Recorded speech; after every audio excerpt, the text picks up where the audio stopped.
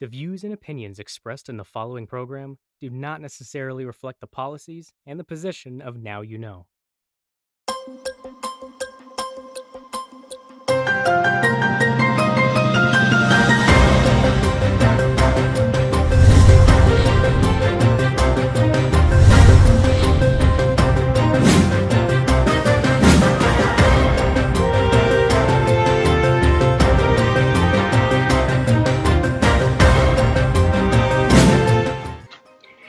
Good evening. Today is July 1, 2020, and welcome to Legal Basis, where we examine the country's most pressing legal issues with the help of our Filipino lawyers. I'm Shari Oliquino, and tonight we talk about the law. Today, you take your oath as lawyers in the midst of unprecedented times. Historically, you will not only be known as the first batch of lawyers to have been sworn in online, but to a greater extent, the first batch to have commenced your legal practice during a debilitating global pandemic. Due to the health crisis brought by the COVID-19 pandemic, more than 2,000 new lawyers took their oaths virtually on Thursday, June 25. For 2019 bar topnotcher Mae Diane Azores, the oath-taking may be unconventional, but it stays as a reminder and commitment for the new lawyers to fulfill their sworn duties to the bench, the bar, and the society. Since passing the bar, Azores, who is also a jeepney driver's daughter, has expressed her dedication to serve the vulnerable sectors of society. In June, Azores provided assistance in handling the case of 6 jeepney drivers now known as Piston 6, who were arrested after protesting for their right to livelihood. Here with us tonight live via Skype is none other than the 2019 bar top-notcher herself, Atty. Mae Diane Azores. Good evening, Atty. D. It's an honor to have you with us tonight at welcome po sa Legal Basis. Good evening, Shari. And sa lahat ng nanonood, good evening. Ayan. Para sa ating mga manonood, maaari kayong makibahagi sa ating talakayan. I-post lamang ang inyong mga tanong at opinion sa aming comment section at susubukan natin yung sagutin maya-maya lamang, of course, sa tulong yan ni Atty. D. Ngayon, Atty., last June 25, ginanap ang inyong virtual oath-taking, and it wasn't too long ago before you knew that you got the highest score in the 2019 bar examination. Sabi nga ni Justice Leonin, the hardest, the most difficult civil service examination in the country. With everything that has been happening around us at the moment, nandiyan yung COVID-19 pandemic, and with the current political situation, how are you coping up? Kamusta ka? Ngayon, actually, medyo nakakasanayan na kasi sabi nga nila, this is the new normal. So, kailangan nating mag-adapt. Although yung results ng bar exam parang ano siya, breath of fresh air kasi medyo gloomy yung environment na dulot ng COVID-19. So nung lumabas yung bar results, nakakatuwa na yung ibang tao, pati sila masaya, pati sila positive about dun sa nangyaring bar results.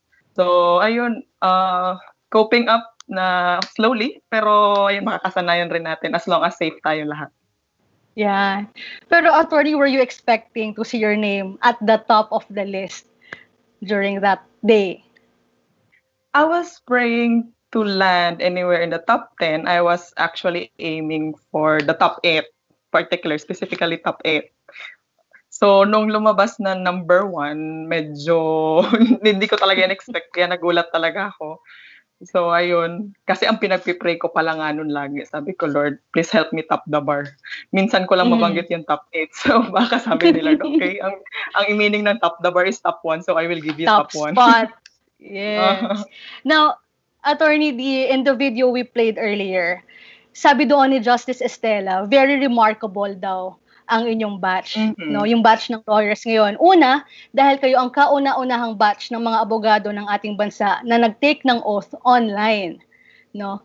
Pangalawa naman, kayo ang kauna-unahang batch ng mga magsisimula bilang mga ganap na abogado sa gitna ng isang pandemya.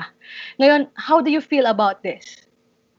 Actually, The night before the results, I tweeted, we will be known as the lawyers of the coronavirus era and we will make history.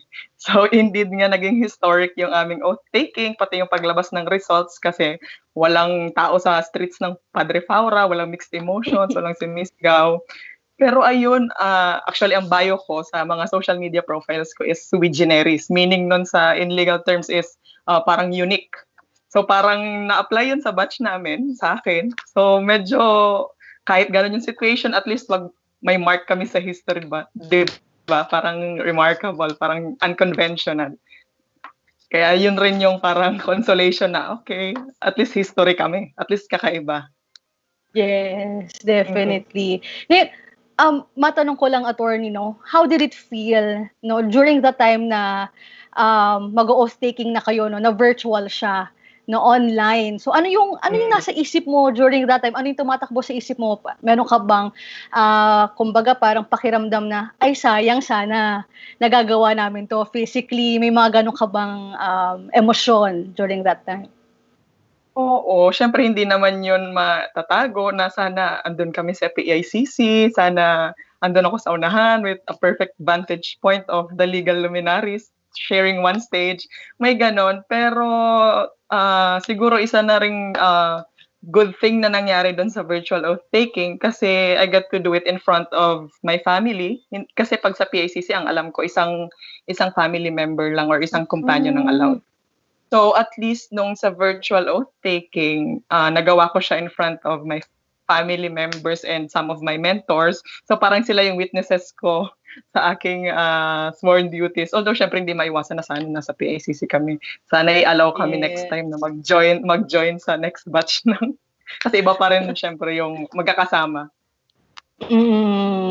Sakto po. Ngayon, attorney, alam ko nasagot mo na to, no, sa mga nakaraan na interviews mo, no. Pero para lang sa kaalaman ng ating mga online viewers, what motivated you to become a lawyer? What motivated me to become a lawyer is, of course, my family. First and foremost, my family and the people who supports me.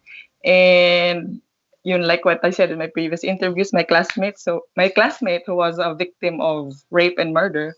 So, and my own personal circumstances rin, parang sabi ko, I need to become a voice for others who does not have a voice and to at least contribute to our justice system in my own little way. Ang ganda. Very talaga, no? Galing talaga, words from a top-notcher. Ika nga. But, may ask, attorney, anong point ng buhay mo? Anong ilang taon ka? High school ka ba? Or college? Or elementary? Mo na-realize na, ay, teka, gusto ko maging isang abogado? I remember dumating yun nung bago ako mag-graduate ng elementary. Parang, wow, I remember we were at the kitchen back then with my mom and my aunt. Parang nagtatalo sila kung ano yung isa-suggest nila sa akin na profession. Kasi normal naman yung tinatanong sa bata, anong gusto mo paglaki mo? So, si mama nag-work sa clinic, so ang suggestion niya is doctor. So parang ako, okay. Parang hindi ko ata kaya yung magiging doctor. So nung sinabi ng tita ko na mag-abogado ka na lang kaya kasi ang laki ng boses mo. So parang kaya mo naman magsalita sa madaming tao. So parang may naramdaman ako na calling. Parang similar siguro sa mga priest. Yung ganon, yung hindi ko naman alam. Hindi ko naman naintindihan ko ano yung ginagawa ng lawyer kasi walang lawyer sa pamilya namin. So parang, okay, gusto ko yun. Parang nung narinig ko, okay, sige, yun na. Then doon yun eventually, nung nagkakaisip, lumalaki, saka ako naintindihan slowly na, ito palang ginagawa ng abogado na very influential sa society, madami palang pwedeng maitulong. So ayun, yung dream na yun, nag-cling on na ako doon sa dream na yun. Yeah. Actually, attorney, hearing you now, no, yung voice mo nga ay deep and authoritative. I'm thinking, yes, pwede ka nga rin maging isang broadcaster. Maliban sa pagiging isang lawyer because of your voice. Anyhow, my next question is, at the moment, no, talagang hirap. Hindi lang tayo sa Pilipinas, no, pero yung buong mundo. Now, given the political climate and the health crisis brought by the pandemic, how challenging is it to be a lawyer today? And sa case mo, how challenging is it to be a young lawyer today? Para sa'yo. It is indeed a challenge. Yung pandemic pa lang, it seems like an insurmountable challenge na for for everyone. And for us lawyers, yun nga sabi mo, given the political climate and sinabayan pa nitong COVID, it's easy to say na medyo discouraging na bagong abogado pa lang ako pero ganito na ang nangyayari. Pero kung magi-give up kasi lahat, lalo na yung mga batang abogado na given na syempre andyan pa yung ideals, andyan pa yung visions, then we will not move forward. So although challenging, andyan yung excitement eh. Andyan ka rin matetest kung gaano ba katatag ang values mo, ang principles mo, kung hanggang saan mo ba kayang panindigan yung oath mo as a lawyer. So although challenging, hindi tayo nawawala ng pag-asa na someday ma-uplift natin yung legal profession to its proper place. Ayan.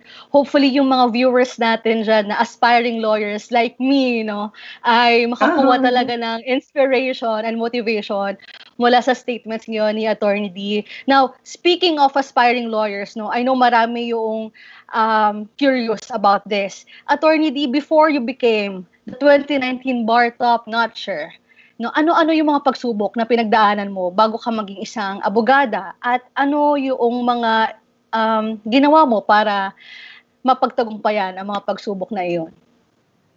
Siguro ang pinakamalaking pagsubok dyan is, since CPA na ako noon, na dumating sa point na parang, okay, kumikita na ako, ayoko na. Parang okay na ako dito, ba't pa ako mag-aaral ulit? Kasi ang hirap rin mag-aral na CPA eh, and nag-board exam, so medyo exhausting siya. Pero pag iniisip ko na i-give up ko yung dream na maging abogado, parang hindi ako mapakali. Parang sabi ko, I cannot give up something that sets my soul on fire, if you can say it like that. So ayun, I had to give up a job in Makati. So I moved back to Legazpi para mas makafocus, and hindi pa naman ako nun talagang financially well, or wala pang masyadong financial freedom. So pumasok ako sa isang government agency, and ang challenge talaga doon is working student and sa accounting. Sobrang medyo hectic rin yung schedule, madami rin yung trabaho, medyo demanding rin. So ayun talaga yung pinaka-challenge ko, kung paano ko pagkakasyahin yung oras na mag-aaral ako.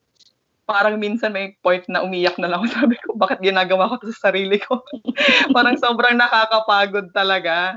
Kaya ayun, babalik sa mga future lawyers, sa mga law students, babalik at babalikan mo talaga yung day one kung bakit ka pumasok sa law school. Kasi darating talaga yun ng point na ayoko na, nakakapagod. Parang iisipin mo kung worth it pa ba.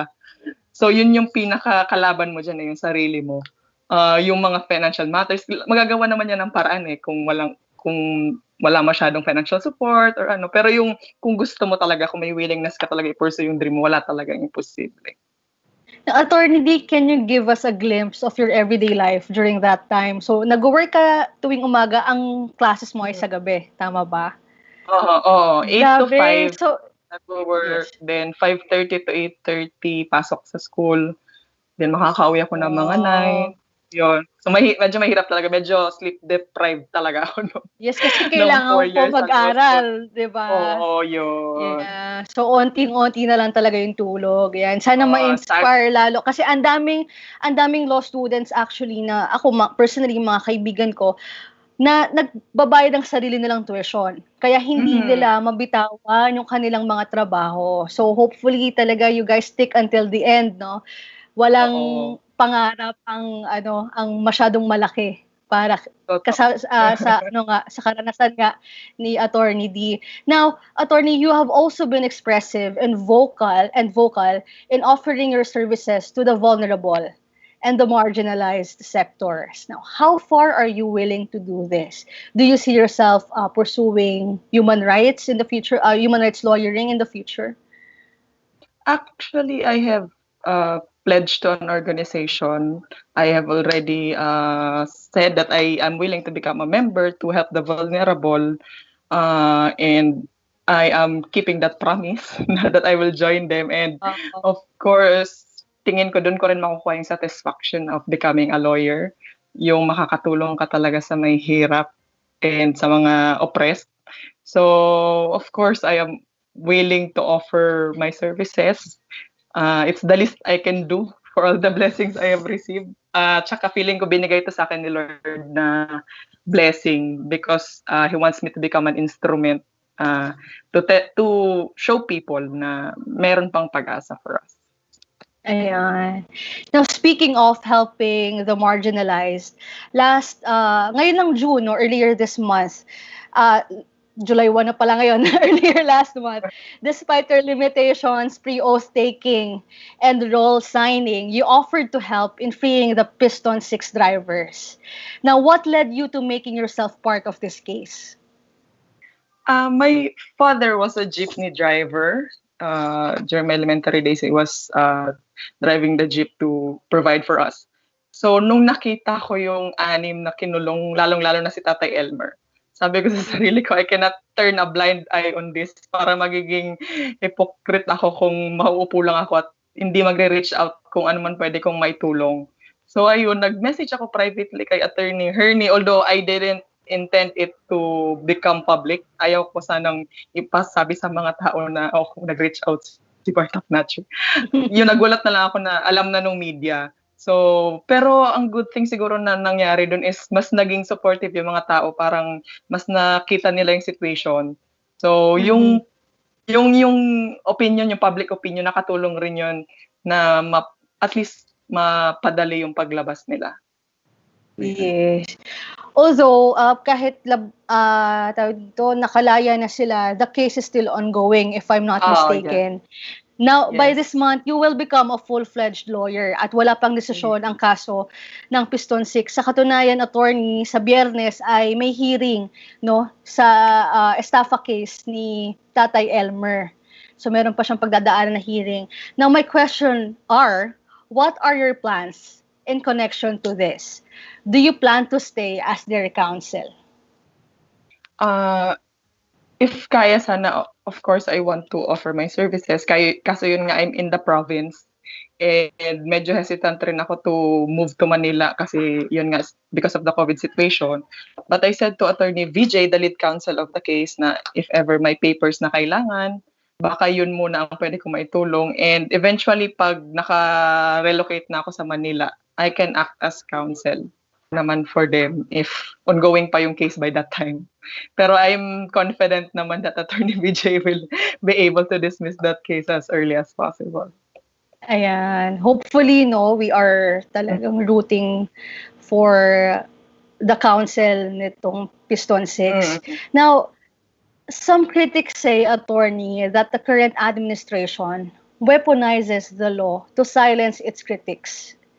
And everyone, rather, it considers as enemies. Now, as a lawyer, as a new lawyer, do you agree to this? Batay lang naman to sa observation mo sa mga nangyari sa atin at present. Do you think that the current administration weaponizes the law to silence its critics? Ayon ito rin sa mga kritiko mismo ng kasalukuyang administrasyon. Well, nasa tao yan. Kung nakikita ba nila na yung mga tao ba is takot? Pero ngayon sa political climate ngayon, sa environment ng mga tao, hindi mo rin maiiwasan na magtaka at magduda na meron nga tayong pandemic, pero may mga ganito pa tayong issues. So medyo nakakalungkot na ganito yung nangyayari, na may mga issue sa press freedom and pati yung freedom of assembly ng mga tao medyo na constrain. And hindi dapat ganun because the law is supposed to help the people. And it's not supposed to give them additional burden. Yun rin yung isa sa sana na maintindihan rin ng ating mga public officials and yung mga layman na ang batas ay andyan para tulungan ang mga tao, hindi para pahirapan lalo yung mga tao.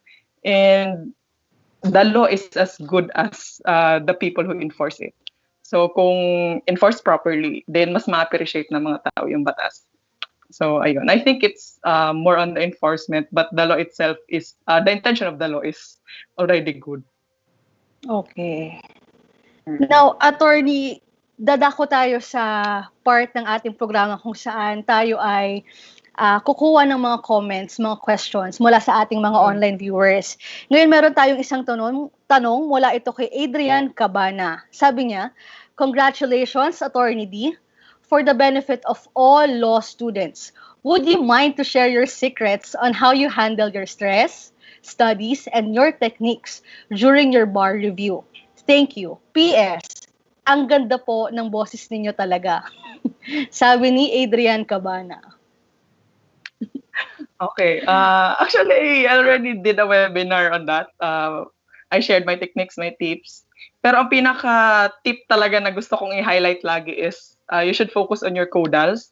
I-master nyo yung caudals nyo kasi dyan talaga yung mabibuild nyo yung good foundation nyo para sa bar exam. And dapat comprehensive rin. Halimbawa, nag-aaral ka sa isang subject, dapat ma-connect mo siya sa procedural aspect and other subjects na pwede mo siyang makonect. Kasi mas magkakaroon ka ng better understanding pag ganun yung approach mo, hindi yung magpo-focus ka lang sa isang subject din, hindi mo napapakialaman yung ibang aspect niya. So, ayun. Caudals muna and wag muna mag-reviewer as much as possible, lalo na kung hindi pa nakakapag annotated books. So, ayun. Yan yung ma-advise ko and ayun. Thank you, Adrian Cabana. ngayon, Attorney, paano mo naman hinandle yung stress mo during that time? I mean, di ba, 4 weeks yun, grueling weeks, no, ng pag-take ng bar exam for Sundays, for weekends. Ngayon, paano mo hinandle yung pressure? Kasi of course, yung study techniques will always be there, pero iba rin yung impact sa'yo nung pressure, di ba? One thing actually, I think a lot of bar takers, they're not really expecting na mag-top 10, di ba? What matters talaga ay makapasa sa bar. Oh. So, paano mo hinandle yung stress na yon? Food. What helped me during the review and the exam itself is food. Stress eating talaga.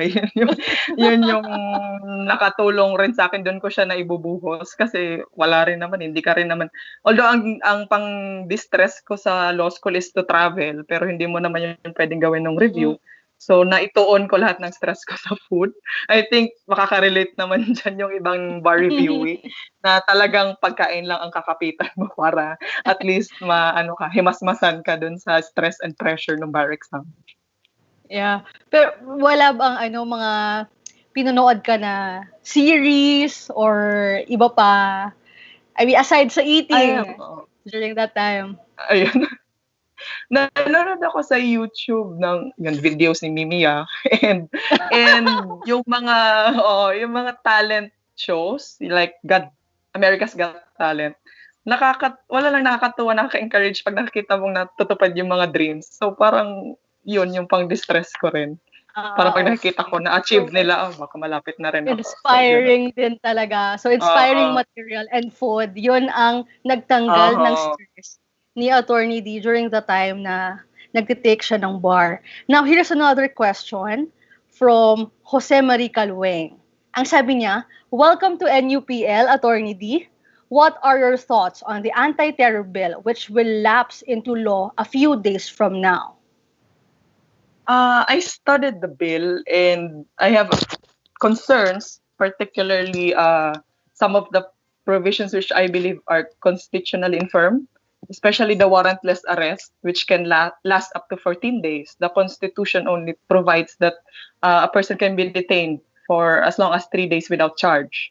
So yun talaga yung pinaka medyo nakakatakot dun sa bill na yun, and also the discretion given to the ATC, medyo prone siya to abuse. So the Anti-Terror Council. Yes. So before naman ako mag-express ng dissent ko sa bill, I studied it and I considered other opinions. And yun nga, medyo there's a cause for alarm. And hopefully, makonsider yun before it lapses into law on July 9. Alright. Ayan. So, ayan ang thoughts niya. Actually, ang daming mga opinion na lumabas din regarding the anti-terror bill. In fact, our first episode was with Attorney Neri. We discussed it. Ngayon, I have a question, Attorney. Do you think, paano kaya tawag dito, merong may objective yung batas, no? And that is to counter terrorism, sabi ng proponents nito. Ngayon, with all those provisions na binanggit niyo na constitutionally infirm for you, do you think dapat siyang i-revise or i-junk in its entirety? No, why do you think it was certified as urgent by the president? I can I cannot say for the president kung bakit naging urgent yun. Although I believe na mas urgent yung mass testing and mas urgent yung pagtuunan ng pansin kung paano ma-flatten yung curve. Pero the previous law, or actually the existing law, the Human Security Act, I believe it just need to be expounded as to the definition of terrorism kung yun yung concern. Kasi yung definition ng terrorism dun sa law na yun medyo limited sa for the widespread of fear to coerce the government to give in to a demand. So yun yung definition ng terrorism dun sa Human Security Act. Ngayon wala talagang internationally accepted na definition ng terrorism. So if the concern of the Congress and the President is, of course, terrorism, wala namang nagsasabi na gusto natin ng terrorism. Siyempre, gusto natin matapos ng terrorism. But our concern, of course, is dapat hindi naman siya nag-infringe sa constitutionally protected rights. Kasi kung mag-infringe na yon sa constitutionally protected rights, parang hindi na yun mag-combat sa terrorism. Parang mas matatakot yun nun yung mga citizens to express their dissent. So, ayun yung view ko about that. All right. Ayan. Very comprehensive din yung binigay na opinion ni Atty. D regarding the anti-terror bill. Now, here is another question. This one is from Erich Otadoy. Ang sabi niya, so happy to meet you virtually, attorney.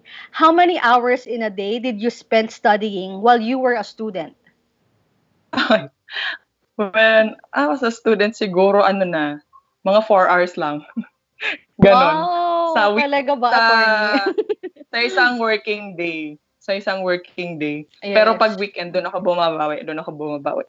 Kasi pag working day, medyo mahirap talaga. Pero sa 4 hours na yun, minimake sure ko naman na very fruitful. Talaga naiintindihan ko lahat ng binabasa ko. Actually, yun yung edge ng mga working students eh. Kasi alam nila na limited yung time nila. So, ni-make sure nila na maayos yung pag-aaral nila. Unlike kung iniisip mo na madami kang time, magiging complacent ka eh. So, effective naman kahit papano. Kaya nung review, medyo madaming bawi rin yung ginawa ko. Kasi yun nga, medyo limited yung time ko nung naglo-law school. So naging key rin for Attorney D yung pagkakaroon ng quality study time. Kumbaga di lang siya study time, no? Mini-make sure niya na talagang lahat ng kailangan niyang matutunan sa limited hours na yon ay matututunan niya o mapag-aaralan niya. All right. Now, Attorney, we understand that you cannot give yet actual pieces of legal advice. So ngayon, yung mga tanong natin, iikot pa rin siya sa mga tips mo para sa mga aspiring lawyers. Now, what challenges do you think? What challenges do you see rather, especially now that some classes are yet to resume, and face-to-face class interactions are not expected to resume anytime sooner? Challenges na online lang tayo ngayon. Ang pinaka-challenge siguro ng mga estudyante since walang classroom setting. Walang mag-oversee talaga sa kanila. Parang hindi mase-separate yung work from play. So, it's easy to understand kung bakit yung iba parang hindi motivated, discouraged mag-aral. Kasi yun nga, virtually, medyo distracting rin ang gadgets kung iisipin natin. Pero, ayun, the students should always go back to their books. Kasi I'm a firm believer na pag pumasok ka dapat sa klase, dapat confirmation na lang yun ang naaral mo. So, yan ang mga classes naman yan. Hindi yan yung magde-define kung magsasucceed ka sa klase nyo or sa ano. Ang magde-define kung magsasucceed ka sa studies mo is yung alone time mo with your books. Yun yung tutulong talaga sa'yo, hindi yung classes. Kasi sabi nga ng mga professors ko dati, we are just here to guide you. We are just here to confirm what you already know. So I hope na mahanap ng mga estudyante yung motivation na yon kahit ganito yung nangyayari sa atin, medyo delayed nga yung kahit yung may mga board exam, bar exam, delayed yung exams nila. Pero isipin na lang nila rin na andyan lang yan, darating rin yan. Isipin na lang binibigyan sila ng additional time to study. And Yes. huwag ma-discourage. Find your inspiration, wherever that may be. Oh, kumbaga, make use of what we have. No? Ngayon na nasa loob lang ng bahay, Oo. gamitin yon to study talaga, to study your lessons well. Now, attorney, I'm just really, really curious, no? So, you were a working student, and then, you were working, kasi government, nasa government office ka, nabanggit mo kanina, so that's 8 to 5, then you have classes ng gabi. Do you still have time to go out with your friends, to socialize? Nung time na nasa Meron law school ka. Yeah, buti Meron naman. naman, So, hindi naman mawawala. do you think it helped then na meron kang study groups, ganyan, for an instance lang? Yun. Of course, So, yun. Actually, necessary to keep your sanity in check. And it's also nice to have friends who are non-law students. Kasi para to keep yourself in touch with reality kasi puro law students rin ang friend mo. Medyo mag-aanuhan kayo, magpapasahan lang kayo ng stress at pressure. Pero at least kung may group of friends ka na non-law students, at least meron kang pwedeng pagsabihan ng mga hinaing mo na hindi ka i-judge. ayan. So, mahalaga rin yung support circle talaga, no? Kapag ikaw ay nasa law school. Now, attorney, any more study habits na gusto mong ibahagi? No? Maliban sa mga nabanggit mo na, meron pa ba tayong nakaligtaan? Ano pa ba? So, mas effective mag-aral daw ng umaga, early morning. Kasi yun, silent rin yung paligid mo and yung mind mo mas nag-absorb daw ng information. So, yun daw. Although sa working students, understandable na gabi lang talaga yung available time nila. And ano pa ba? Make a schedule, especially now na nasa bahay lang kayo. Make a schedule for your study goal for the day. And ano pa ba? Write down questions. Halimbawa, nagbabasa ka ng isang annotated book, you can write down questions you can answer later on to check whether you understood what you studied. Alright. Ngayon, attorney, meron tayong pahabol na question mula sa isa nating viewer. Ito ay mula kay Rice Abonita. Ang sabi niya, "Hi, Attorney D. With your wider influence on social media, it is normal to have people whose opinions differ from yours. Now, how do you handle these people? People with different opinions. Sa'yo. Kumpara sa'yo, rather. Go, attorney. I'm just I am just learning how to deal with these people. Hindi pa ako sanay sa attention, to be honest. It's not easy na hindi maging affected sa mga sinasabi ng mga tao, but ayun nga, I'd rather speak up my mind than to stay silent. And you can't please everyone naman.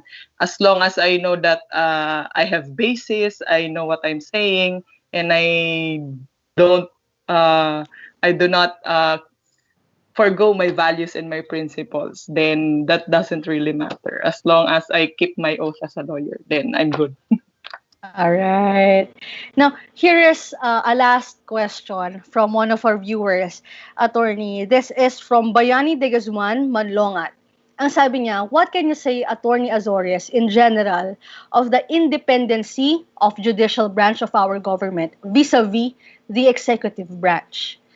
Again, what can you say, in general, of the independency of the judicial branch of our government vis-a-vis the executive branch?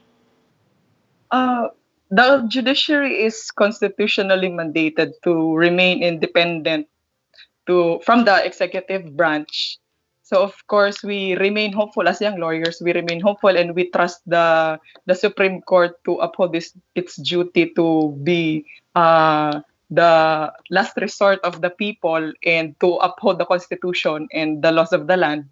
So of course, we might disagree with some opinions, but it's not a license to attack the justices or the judges personally. So we may express our dissent, but we should always respect their authority naman and read their decisions first in full before we attack their person and their integrity. That's not something I'd want to advocate for. Alam ko naman lahat naman ng decisions ng mga justices, lahat naman decision ng judges, lahat naman yung kinonsider yung available law, jurisprudence, and yung facts. So, we may be discouraged sometimes kung hindi tayo nag-agree sa decision, pero ayun nga, we remain hopeful. We should always keep our trust as officers of the court in the independence of the judiciary from the executive.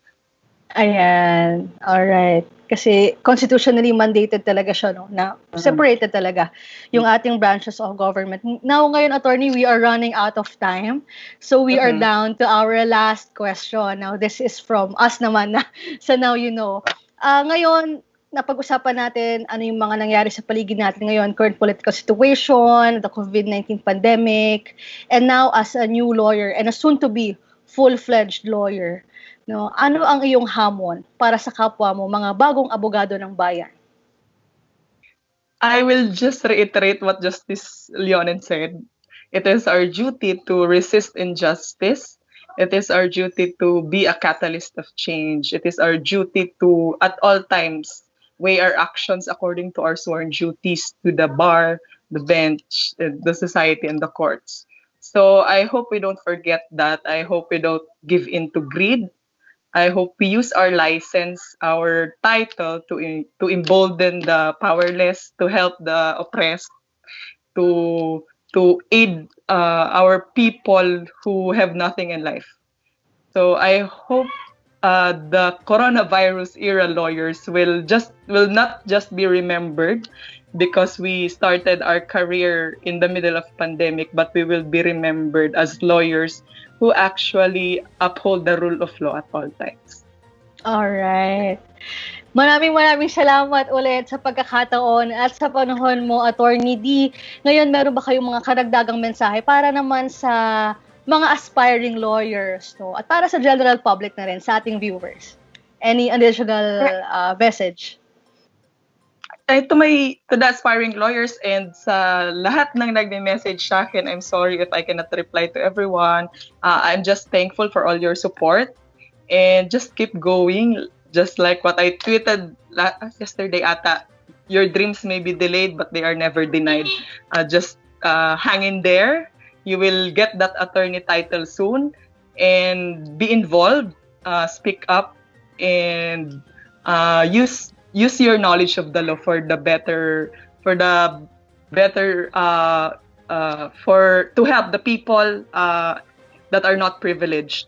So just keep going. Ayan, nothing is impossible. If you want to top the bar, then you can top the bar. If you just want to be a good lawyer, then that's also okay. Alright, maraming salamat sa iyo, Attorney Diane. Katulad nga ng nabanggit ni Attorney D, there is no dream that is too big, no? So magpatuloy lang tayo for everybody out there, no, na nangangarap maging abogado, gawin nating inspirasyon si Attorney D at tandaan natin na ang pagiging isang abogado ay higit pa sa pagkakaroon ng attorney title sa ating mga pangalan, no? Ultimately, ang dapat nating tunguhin bilang mga abogado ng bayan ay ang pagsisilbi sa oppressed, katulad ng sinabi rin ni Attorney kanina. So once again, thank you so much for joining us in this episode of Legal Basis. Catch us live here on NYK's Facebook page every Wednesday. That's our regular schedule at 6 o'clock p.m. Since 7 tayo nag-start today. Once again, this has been Shari Oliquino for Legal Basis. Now you know.